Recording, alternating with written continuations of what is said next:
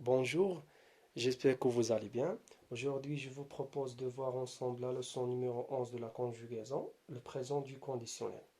Premièrement, on va voir la formation du conditionnel présent, c'est-à-dire comment le former, et ensuite, nous verrons quand et comment l'utiliser, c'est-à-dire les valeurs du conditionnel présent. Alors, pour former des verbes réguliers du conditionnel présent, c'est très simple. Vous prenez l'infinitif du verbe que vous voulez conjuguer. Ensuite, vous ajoutez les terminaisons de l'imparfait. Vous connaissez bien sûr les terminaisons de l'imparfait.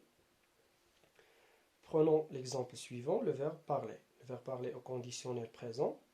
Je parlerai, tu parlerais, il et elle parleraient, nous parlerions, vous parleriez, il et elle parleraient.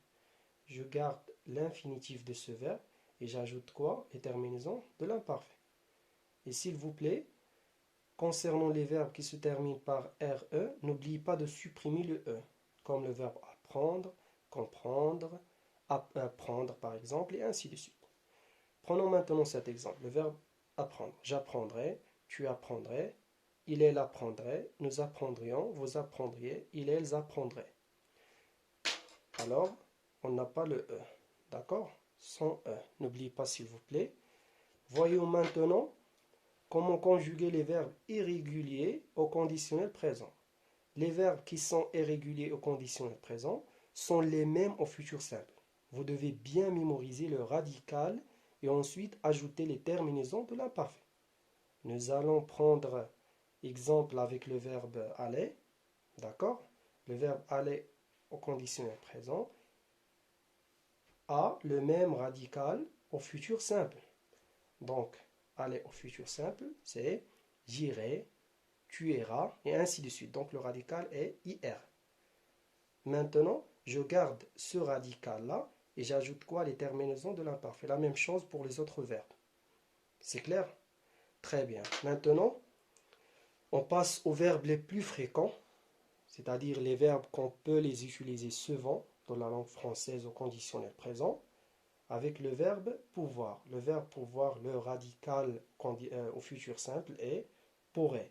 Donc, je dois les conjuguer à la première personne du singulier, au pronom personnel je, pour ne pas gaspiller le temps. D'accord? Alors, pouvoir en la première personne du singulier, je peux, A-I-S. Le verbe tenir, je tiendrai, A-I-S. Le verbe être, je serai. Le verbe voir, je verrai.